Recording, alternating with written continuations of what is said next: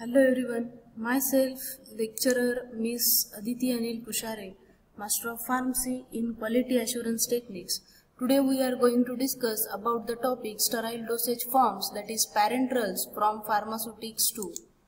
So the topics to be covered in our today's session are as follows: parenteral dosage forms, definition of it, general requirements for parenteral dosage form, advantages of parenteral dosage form, disadvantages of parenteral dosage form, and types of parenteral formulations. So first of all, see about the sterile products. The definition of it is: sterile products are the dosage form of therapeutic agents that are free from viable microorganisms. These sterile products include the following: parenterals, ophthalmic, irrigating preparations. Of these, parenteral products are unique among the dosage forms of the drugs because they are injected through the skin or mucous membranes into the internal body compartment. Then the parenterals, the term derived from the Greek word, that is para means outside and enteron means intestine. Parenterals are the sterile solutions or the suspension of drug in an aqueous or a oily vehicle. Parenteral drugs are administered directly into the veins, muscles, or under the skin or more specialized tissues such as spinal cord. The term parenteral used for any drug or fluid whose delivery doesn't utilize the alimentary canal for entering into the body tissues. General requirements for the parenteral dosage forms, that is stability, sterility, free from pyrogens and toxins, free from foreign particles, isotonic, chemical purity. Characteristics of parenteral dosage forms: the parenteral products are unique from any other type of pharmaceutical dosage form for the following reasons: all the products must be sterile, all the products must be free from pyrogenic, that is endotoxin contamination, injectable solutions must be free from visible particulate matter. This includes the reconstituted sterile powders. Products should be isotonic, although the strictness of the isotonicity depends on the route of administration. Products administered into the cerebrospinal fluid must be isotonic. Ophthalmic products, although not parenteral, must also be isotonic. Products to be administered by the bolus injection by the routes other than the intravenous IV should be isotonic or at least very close to isotonicity. Intravenous infusions must be isotonic.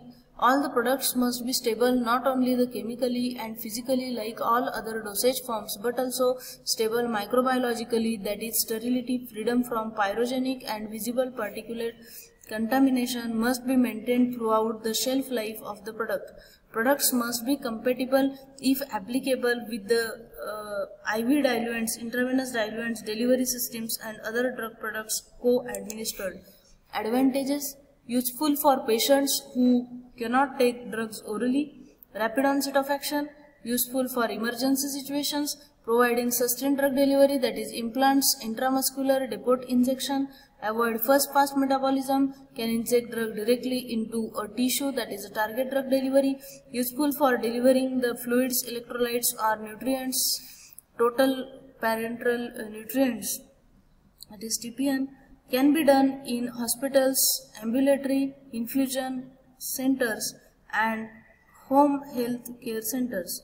Complete bioavailability: certain pharmaceutical agents, particularly peptides, proteins and many chemotherapeutic agents, can only be given parenterally because they are inactivated in the gastrointestinal tract when given by the mouth. The parenterally administered drugs are relatively unstable and generally highly potent drugs that require strict control of administration to the patient.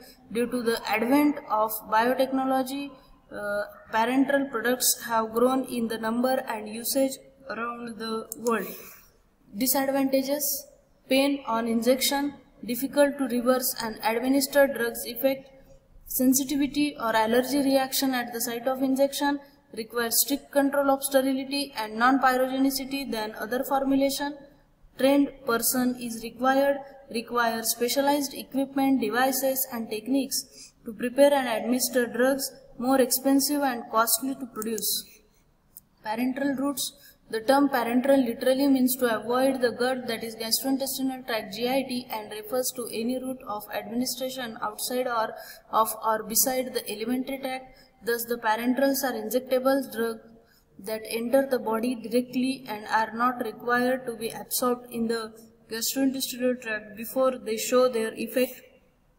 Parenteral route of administration usually have a more rapid onset of action than other routes of administration. Routes of parenteral administration: intradermal ID, subcutaneous SC, intramuscular IM, intravenous IV, intraarterial, intracardiac, intraarticular, joint, that is joint, intrasynovial means joint fluid area, intraspinal, that is intrathecal or spinal fluid. Classification are small volume parenterals, that is SVP. Second one, large volume parenteral, that is LVP. So this is small volume parenteral, large volume parenteral. Small volume parenterals, United States of Pharmacopoeia definition: an injection that is packed in container labeled as containing 100 ml or less. Large volume parenterals means definition is LVP. Large volume parenteral are parenterals designed to provide fluid, calories, that is dextrose solution, electrolytes. Combination of these and volume should be 101 to 1000 ml. Large volume parenterals requirements are sterile, non-pyrogenic, free from particulate matter. Volume should be 101 to 1000 ml. Single dose unit, no preservative. Clear solution except fat emulsion. Isotonic but hypertonic, also administered in total parenteral nutrition, that is TPN.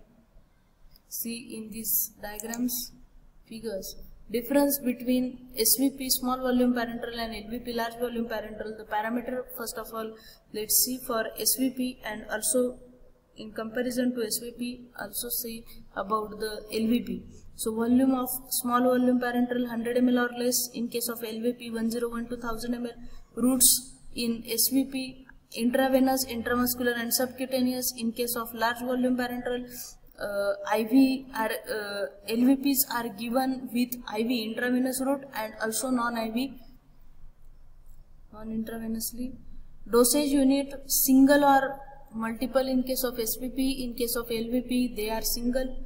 Preservatives are used in small volume parenteral while they are not used in large volume parenteral.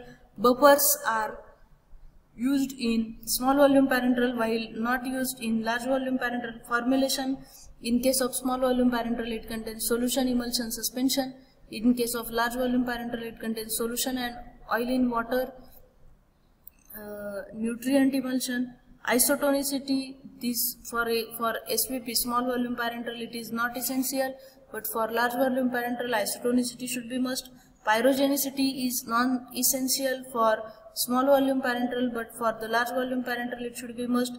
Use: small volume parenteral are used as a therapeutic and diagnostic purpose, but the large volume parenterals are used for the nutrition, detoxification and during surgery also. Classification: injections may be classified in 6 general categories, that are solutions ready for injection, dry soluble products ready to be combined with a solvent just prior to use, suspensions ready for injection, dry insoluble products ready to be combined with a vehicle just prior to use, then emulsions, and sixth one, liquid concentrates ready for dilution prior to administration. So the learning outcomes from this session: sterile dosage form as a parenteral. The learning outcomes are, first of all, what is parenteral dosage form, then general requirements of parenteral dosage form, then the advantages of parenteral dosage form, then disadvantages of parenteral dosage form, and the types of parenteral formulations. Thank you.